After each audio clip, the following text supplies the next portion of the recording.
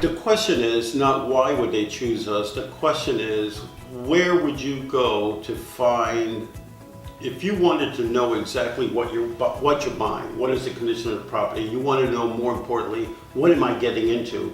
You have to find a team that is willing to share that information, making sure that you understand what you're walking into.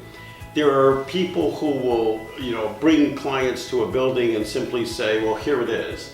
And then you look up and down and you get a home inspector who says, well, here's what you have.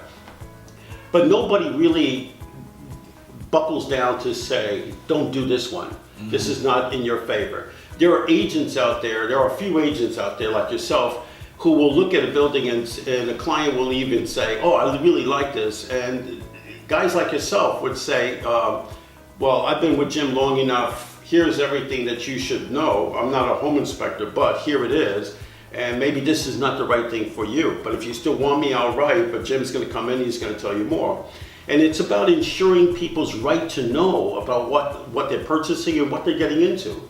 Ensure they're right. Right. And that's the cutting difference, I think, between us and others is we fight to help people understand what they're getting into. Yeah. Yeah, and that's absolutely true. I know that there's been at least 2 or 3 properties this year that, maybe more, that we walked away from as a result of your inspections. The public puts their confidence in the hands of the real estate. And they say to the real estate, I'm hiring you, help me find my home, protect me. I mean, it's sort of like, it's an expectation without being said. You're my real estate agent. It's assumed by the consumer, you're going to protect me. You're going to let me know the goods and the bad. It doesn't always happen that way. Yeah. It does not always happen that way.